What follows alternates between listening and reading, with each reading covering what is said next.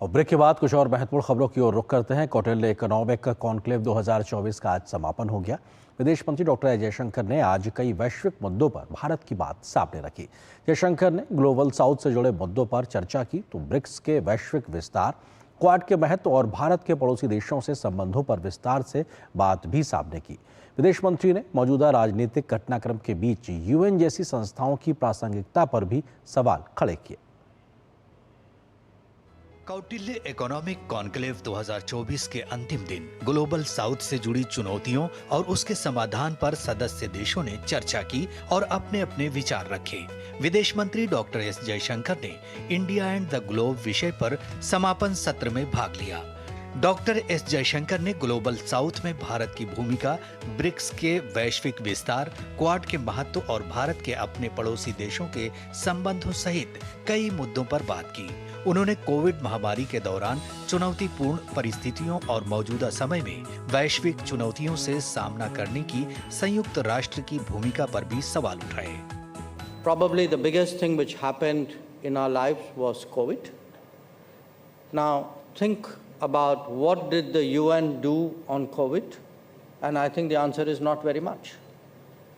Now you have two conflicts going on in the world today, two very serious conflicts.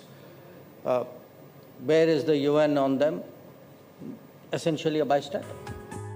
वैश्विक पटल पर भारत की भूमिका पर विदेश मंत्री एस जयशंकर ने तेजी से बदलते भू राजनीतिक परिदृश्य में एक सशक्त विदेश नीति के महत्व पर जोर दिया। उन्होंने कहा कि भारत दुनिया भर के देशों के साथ मजबूत और प्रगतिशील संबंध स्थापित कर रहा है। इसके अलावा उन्होंने दुनिया को एआई के संभावित खतरों के बारे में भी आगाह किया। It's in the nature of things that every nation naturally prioritizes its interests, but I would argue that global south itself has great value on a range of issues, and you know, again, I don't have to position myself as a leader of the global south. You are part of a collective, and if in the collective you are a trusted member of the collective and you are a articulate member of the collective, I think people expect you to do a little bit more. Again, I'm not entirely sure that some of the answers can be found bilaterally. Conclave के समापन सत्र में भूटान के वित्त मंत्री लियोनपो लेके दोरजी ने भी हिस्सा लिया।